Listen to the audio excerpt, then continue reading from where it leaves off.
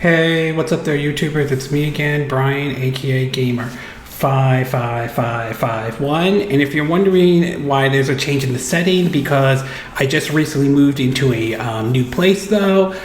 Still trying to iron things out a little bit, though, so there won't be any video game review for this week, though. I'm hoping maybe next week I'll have something up and running, but for right now, I don't think we are there yet at this time, though, so there won't be any video game review for this week, though. But we got 4 stories to cover this week for this My 2 Cent video for the week of April 27th to the 23rd, and the 4 are going to be basically one about Sonic Origins, including the this whole pre-order situation that doesn't seem to be sitting very well with a lot of folks. We also have basically a surprise release date for Xenoblade Chronicles 3, which is certainly going to be coming out earlier than what people had thought, though. The rumor about the possibility of Game Boy and Game Boy Advance games probably making their way to the Nintendo Switch, and one of the motion actors, not the voice actor, motion actors for the God of War games may have found himself in some sort of legal trouble, though. If you're interested in where I got the source of these information, I'll have a link down in the description down below, or you can click on the card that will appear up on this video, assuming you're watching this on YouTube. But before we get started, I like to do what's called the quick chuck my 2 cents. Stories that kind of caught my attention, but I'm not going to go into a huge amount of details, though. The first one is the report that basically the Sonic the Hedgehog 2 film basically crossed $119 million, at least as a recording of this video, though, although it may have crossed a bit more. That certainly is nice for this film, to be exact, though. I'm glad the film is doing very well. It was a good film, though. Not going to reinvent the wheel, but still enjoyable nevertheless for young and older audiences, though. It'll be looking forward to the 2023 release of the Knuckles series, excuse me, on Paramount Plus, and of course, Sonic the Hedgehog 3, though, especially with how the ending for one of the end credit scenes for Sonic the Hedgehog 2 played out. So that certainly is going to be interesting to see. We also learned that Shin Megami Tensei 5, which was at the time a Switch exclusive, though, has crossed over the 1 million units worldwide, which is certainly nice. I'm glad that game is doing very well. I'm hopeful that means that Aulx will consider bringing more games over to the Nintendo Switch. That would be nice if they could do that. We know they've just released 13 Sentinel Aegis Rim, if I'm saying the name correctly, though. So that certainly is nice, but I'm hopeful that other games can make it, other Aulx games can make it over to the Nintendo Switch. We also learned that there will be basically 2 DLCs sort of leaked ahead, or one that's coming out this week. The one that's sort of being leaked ahead that's supposed to be announced for May the 4th, though, is DLCs based off the Mandalorian Season 2 characters, while Rogue One DLC should arrive for the Skywalker Saga this week, which is, I mean, most of these are just characters and all, which isn't necessarily bad or anything like that, but obviously Skywalker Saga is doing very well in terms of sales-wise, though. We also learned that Amy Hemming, who did work on a Star Wars game when working with EA, but before they decided to pull the plug on that one, has basically, with her Skydance New Media, is actually working on an actual Star Wars game. How that's going to turn out remains to be seen. It's unclear if any of the one that she was working on with Visceral before they were shut down, or the so-called ragtag, will make its way. We'll have to wait to see what it will turn out to be. I'm hoping for something based off The Mandalorian, because I think the idea of a Mandalorian video game has so much potential, but at the same time, there's so many ways they could screw it up. So we'll have to wait and see how that one is going to play out, though. We also learned that the original design character for Star Fox would like to see Star Fox Zero ported over to the Wii U, though. Not Wii U, I mean over to the Nintendo Switch. It was certainly a very controversial entry on the Wii U, though, so it would be interesting to see how the game is received on the Nintendo Switch, though. Is it possible they can make improvements on it? Oh yeah, I mean, there is that possibility. I mean, look what happened to the wonderful 101. That got ported over to other systems, including the Switch, despite the fact that it was originally designed for the Wii U. And while it's not perfect, they managed to pull it off. Same with Skyward Sword for the Nintendo Switch. That was originally a Wii title that made its way over to the Switch. Again, not perfect, but they managed to pull it off indeed. So I think there is a possibility they could pull off Star Fox Zero on the Nintendo Switch, though. But we'll have to wait and see if that ever happens, to be exact. We've seen a lot of IPs see some do very well, or see some revival thanks to the Nintendo Switch. So I think Star Fox is long overdue for one. We also learned that Teenage Mutant Ninja Turtles Shredder's Revenge will be released this summer, which is definitely one of the games I'm looking forward to. I believe IGN did an 11-minute video on it, or 11-minute video of gameplay, and it's definitely one I'm looking forward to. Although I'm curious to see what direction they're going to go with it, considering it's made by the same folks who did excuse me, Scott Pilgrim versus the World. So we'll have to wait and see how this is going to play out, though. We also learned that supposedly Nintendo of America has recently gotten a labor complaint over basically alleged violations, or basically how treated some of their employees, though. Now, supposedly Nintendo did respond and said it had to do with an issue of someone leaking out secrets or anything like that. So it's too early to say what it is, but if these allegations against Nintendo of America are true and by any chance, then yes, obviously Nintendo has to face the consequences for their actions, though. But we'll have to wait and see where this investigation goes. And in the non-gaming side, particularly the movie side of things, though, we basically learned that there may be a push to do a Streets of Rage movie, or that one is being in the works, though, which is headed by the John Wick creators, though. Seeing the success that Sonic 1 and 2 has done, I can see why they want to try to do with a Streets of Rage, though. Whether they could pull it off or not remains to be seen. So we'll have to wait and see how that is going to play out, though. But who knows? Maybe they could pull it off like what we saw with Sonic the Hedgehog. And last but not least, we had 2 trailers that were released. I think a teaser one and the final trailer. The final trailer was for Lightyear's, though, the Buzz Lightyear story, to be exact, though. This one is looking really interesting, one for Pixar, and I'm looking forward to seeing that one, though. And we finally got the first teaser trailer for Thor, Love and Thunder, though, which it's going to be interesting to see how this is going to play out, especially with Jane Foster, if I'm saying her name correctly. I apologize, I'm not. Or whoever's going to play the female Thor, though. So I'm curious to see how this is all going to play out, though, especially if this is Chris Hemsworth's last time we're going to see him play Thor, which would be unfortunate, though, but it sounds like it's time to pass the mantle on to the next generation of Marvel heroes, to be exact. Okay, with the quick My 2 cent part now done, we'll get started with our first story, and this one has to do with God of War, or one of the folks who does the likeness for it, though, facing what's apparently very serious allegations being done, though. Now, obviously, though, a lot of people are looking forward to, or those who own a PS5, looking forward to God of War Ragnarok, the sequel to the 2018 God of War game, which was fun, though, to be exact. I did enjoy that game, even though it may not have been on the exact same level as the classic God of War from the PS2 and the PS3 era. It was still a good game, and I did like the direction they were going with this new God of War entry, though. And Ragnarok is going to be sort of interesting to see how that one plays out, to be exact. Well, recently, it seems to be one of the actors, or one of the person who does motion acts for one of the motion, or certain, for the character by the name of Joseph Gad, apparently is facing some very serious charges that are basically leveled at him, though.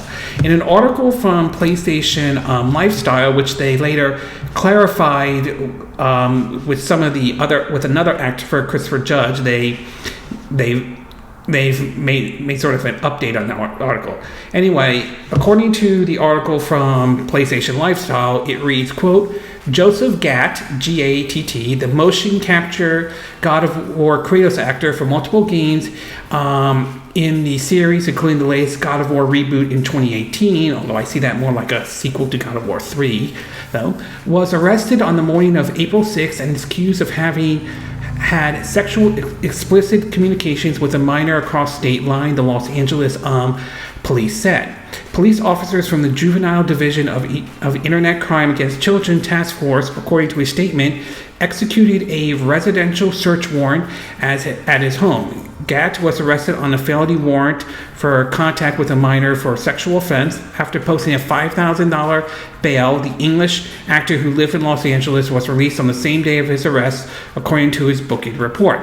The Los Angeles Police Department is attempting to identify any possible additional victims and have asked anyone with more information to contact the department. In response, Gatt has categorically denied the allegations against him, sharing the following statement on both his Instagram and Twitter. And according to a statement he said on Twitter, he said, quote, "I obviously want to address this absurd, horrifying, and completely untrue allegation recently leveled against me. They are 100% categorically wrong and reckless. I have confirmed errors and misleading information in today's press release. I am fully cooperating with the police and LAPD to get to the bottom of this. I look forward to clearing my good name. Thank you to all my friends and supporters who know this is untrue and understand for legal reasons I cannot comment further on social media." Now, I do want to admit, though, that these are very serious allegations that he is facing, assuming these are true or anything like that. So we'll have to wait and see how this is all going to play out, though. So I will say, to some degree, I'm going to give him the benefit of the doubt.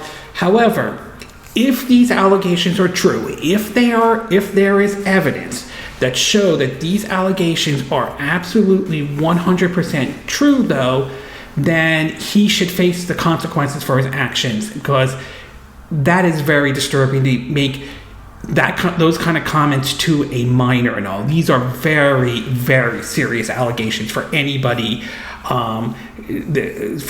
to face, though. Okay, and so forth, though. So we'll have to wait and see how this all plays out. It's possible there is a possibility it could be true, but there's also the possibility that it could be someone else, to be exact. So we'll have to wait and see how this is going to play out. It's unclear if this will have any kind of impact on the upcoming release of God of War Ragnarok, which excuse me, the developers are saying it's supposed to be coming out this year, so we'll have to wait and see. But overall, I would have to say that these are very, very serious allegations for somebody to face, though.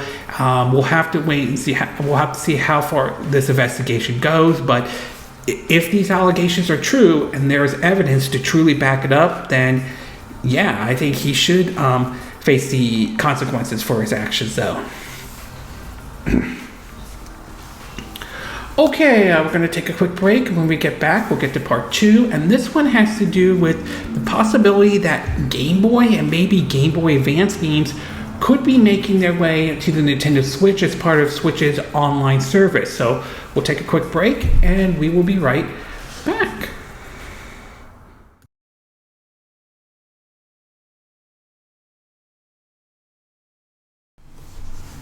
Okay, and we are back with part 2 of my 2 cent video, and for this one, we're going to be taking a look at the possibility that Game Boy and Game Boy Advance games could be making their way over to the Nintendo Switch. Now, one of the features that the Nintendo Switch's online service offers is basically the ability to play NES and Super NES games on the Nintendo Switch, and recently they started to add Nintendo 64 and Sega Genesis game, with several Sega Genesis games recently being added, including Sonic Spinball, to be exact, though. So it's certainly seen that the service is really starting to add more to it, though, and Nintendo is certainly trying. Whether you think the service is worth it or not, again, that's going to be up to your preferences, taste. Some are okay with it, others are not, so it really just boils down to whether you think it's worth it or not, though. Well, recently, it seems to have been reported that that it looks as though we could be seeing the possibility of Game Boy and possibly Game Boy Advance games coming into the Nintendo Switch, possibly through the Switch's online service. Now, the report seems to indicate that it comes from 4chan, and so I do think a grain of salt needs to be taken, and 4chan can be a hit and miss, so you probably want to be very careful in terms of that. Anyway, in an article from Nintendo Everything, it reads that, quote, out of nowhere, 4 files popped up today on 4chan. According to Twitter user Trash Bandicoot, 2 of these are NSP with 7Z archives that have loose NCAS. The 7Z archives are called Hyoko,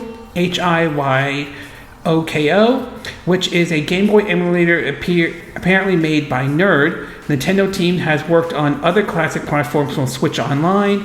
There's also a Game Boy emulator called Slope, S-L-O-O-P. The article reads that, quote, when it comes to leaks, 4chans can be a hit or miss. However, the consensus currently is that these files are legitimate. This is because entire builds of 3 Nintendo Switch Online apps are usable and playable, not to mention the source code with identify information for developers at Nintendo, box version controls, comment logs, and timestamps. Because of the leaked files that are circulating online, there are Switch owners out there. They're building the code and playing pre-finished builds. In other words, something like this will be extremely difficult to fake, though.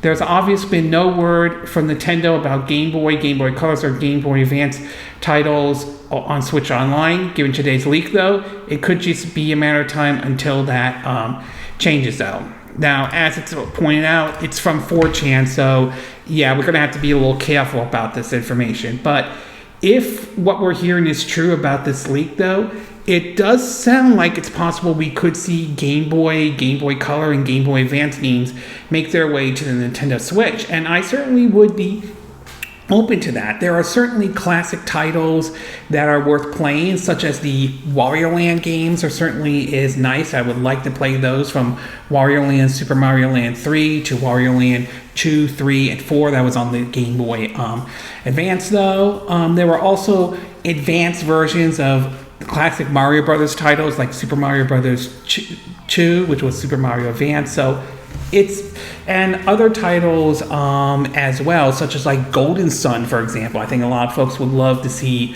a revise of that franchise, though. So it certainly sounds like Nintendo might be preparing to release these titles to the Nintendo Switch's online service, though.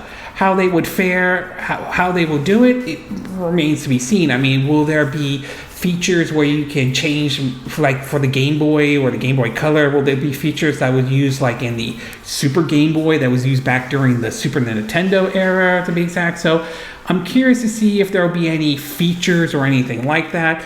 But to me, I certainly would not be against the idea of Game Boy, Game Boy Colors, or Game Boy Advance games making their way over to the Nintendo Switch, though. I mean, if it wasn't for the Game Boy, something like the Switch would never exist, though. And I think that having Game Boy and Game Boy Color and Game Boy Advance games would be a great thing for a system that's known to be a console handheld hybrid.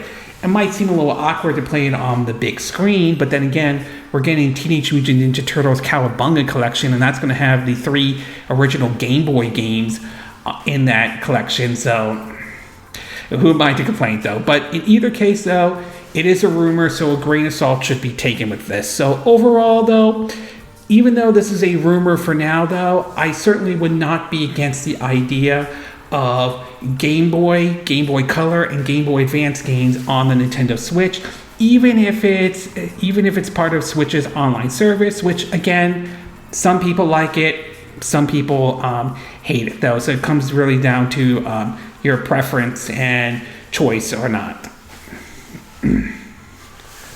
Okay, we're going to take a quick break, and when we get back, we'll get to part 3. And this one has to do with, no pun intended, Xenoblade Chronicles 3 and the fact that it's going to be coming earlier than we had expected. So we'll take a quick break, and we will be right back.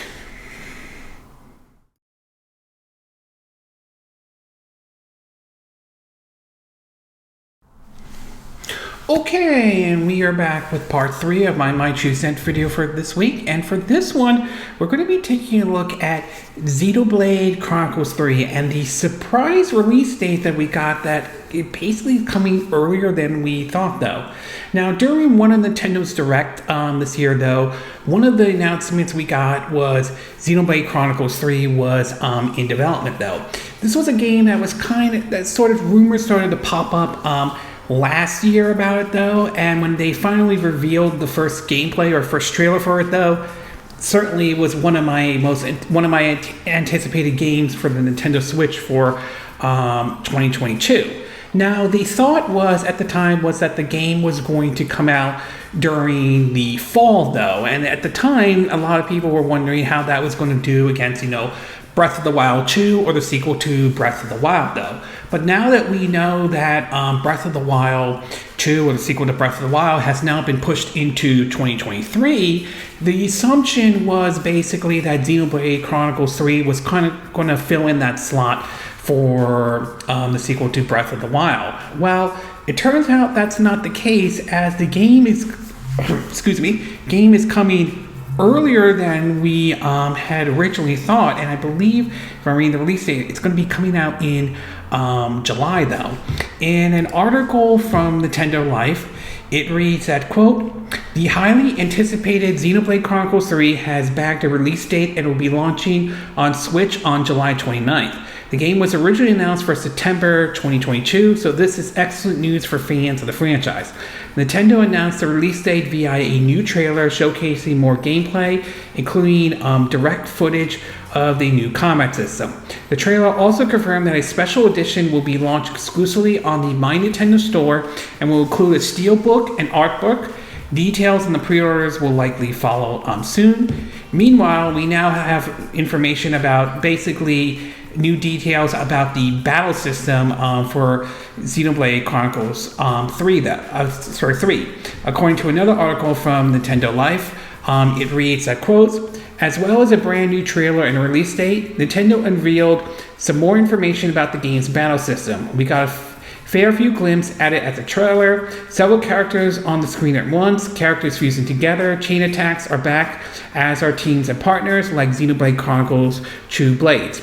Nintendo's press release had this much to say, quote, "Battle up to 7 characters. Like in previous Xenoblade Chronicles games, battles start by facing enemies directly in the overworld. Players can control Noah's party of 6, as well as additional characters they'll meet during the adventure. Each character has their own role in battle, which allows diverse strategy, class changes.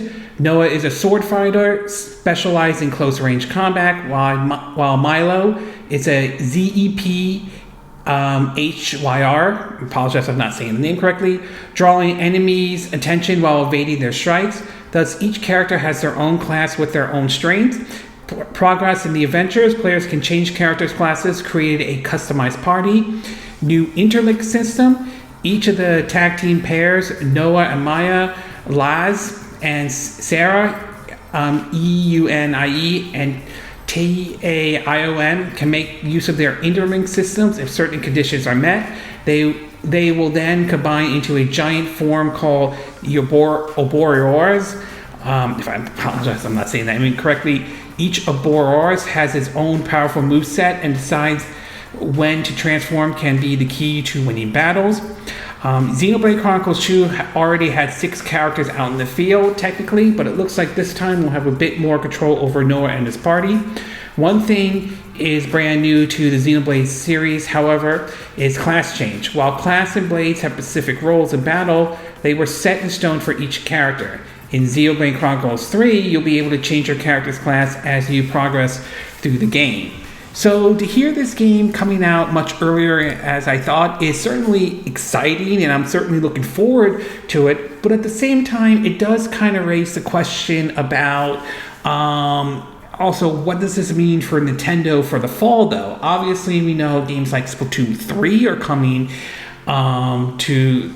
probably will be out in the fall. I believe they announced a release date, but we still don't know much about this, because you assume that this was going to be one of their heavy hitters for the fall, though. We know that, and Bayonetta 3 to be exact, though. So it's going to be very interesting to see what Nintendo is going to do for the fall season, since Xenoblade Chronicles 3 is not going to be there, and it's going to be released earlier than I thought.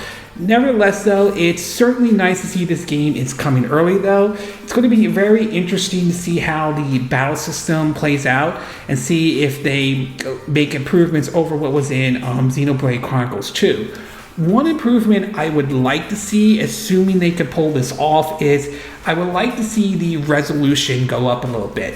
Both Xenoblade Chronicles 2 and Xenoblade Chronicles Definitive Edition, the resolution wasn't exactly great. While you could play the game at 720p when it docked, in portable mode, I believe it dropped as far as like 480p. And let's just say with Xenoblade Chronicles 2, it didn't exactly look great though. Xenoblade Chronicles Definitive Edition, I would say, was an improvement over Xenoblade Chronicles 2 when in portable mode, but still, I really hope that Monolith Soft improves the visuals, at least make the game run at 720p when you're playing it in portable mode, whether it's on your Switch or your Switch OLED, or even if you're playing it on the Switch Lite for that matter. So hopefully they'll make that kind of improvement though, but in either way, this is definitely one of the games I'm looking forward to, and I'm looking forward to picking this up though. But it's going to be interesting to see what Nintendo's fall lineup is going to be. So overall, it's nice to hear that this game is coming out early at a time when you hear about a lot of games being delayed and everything like that. So it's great that it's coming out early. I just hope that that doesn't mean that any quality has been sacrificed or anything like that. Knowing this is from Monolith Soft, though, I don't think that's going to be the case, but you never know. But either way, though, I'm happy to see this game come out early, and I'm looking forward to when it comes out on July 29th. Okay, we're going to take a quick break, and when we get back, we'll get to our fourth and final part, and this one has to do with Sonic Origins, including the confusing pricing that not everyone seems to be happy with what Sega is doing. So we'll take a quick break, and we will be right back.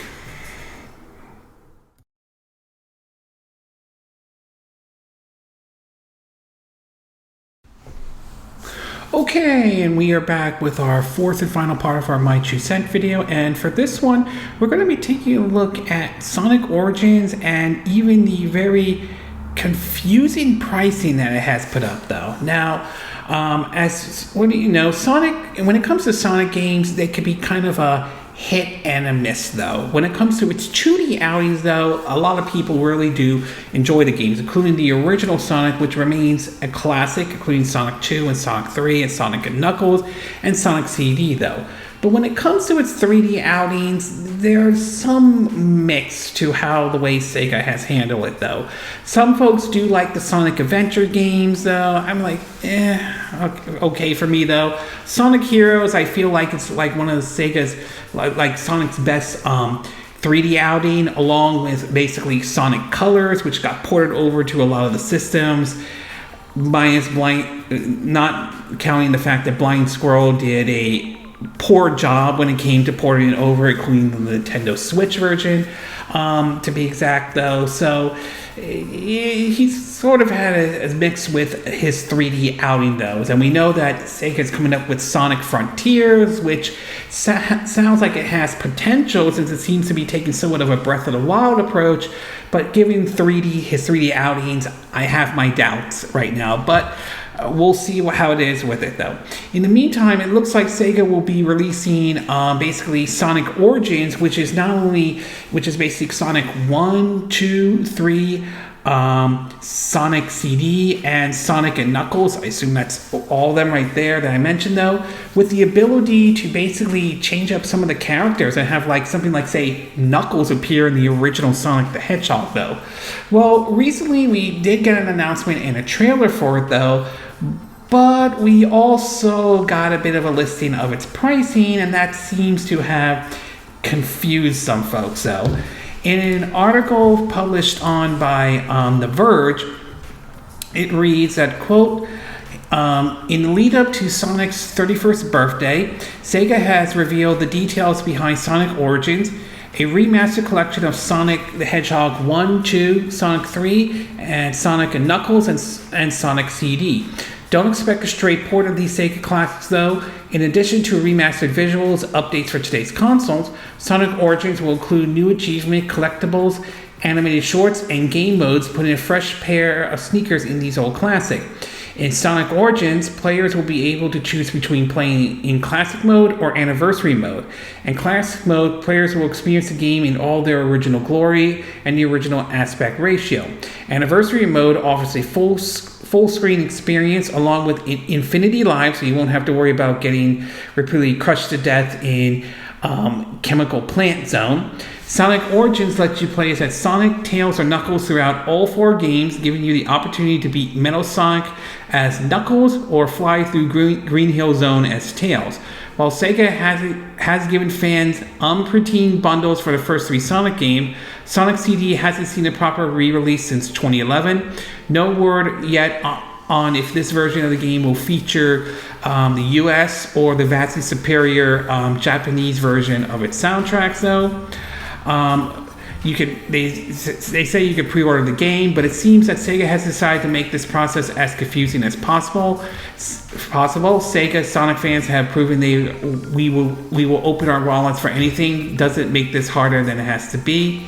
It points out a chart of what you get for each of the games, which they have the standard Street Dash pack, premium fun pack, classic music pack, and the digital deluxe edition, and it has a chart of what you get with each version. Let's just say Sega has recently gotten flanked for this, as I think Devolver Digital's trip to Yuma, if I'm saying the name correctly, sort of poked fun of this, pointed out, hey, you're going to get everything if you buy that game. And yeah, this chart has been used before to make fun of, including when Ubisoft did that with the original Watch Dogs and all that stuff.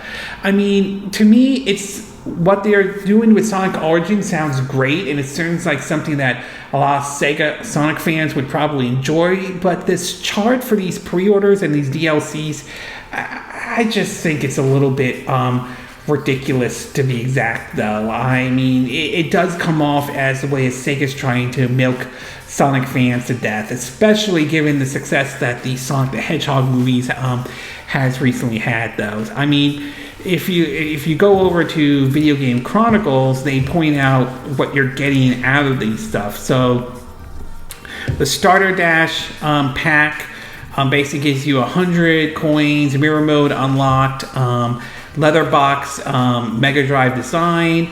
The premium pack, fun pack, has hard missions, 11 missions in total, letterbox backgrounds, and design, character animation on the main menu, camera control over the main menu island, character animation during Music Island. The classic music pack has additional music tracks from the Mega Drive Genesis title, 73 tracks from Sonic Spinball, Chaotic, if I say the name correctly, and Sonic 3D Blast. Though it's not clear if it's possible to unlock it's not yet clear if it's possible to unlock mirror mode or hard mission through normal gameplay, and if the DLCs just unlock them instantly, or whether the DLC is the only way to attain them. It appears that the easiest way to get all 3 DLC packs is to pre-order the digital deluxe edition of the game. This includes the premium fun pack and the classic music pack, while pre-orders also adds as the starter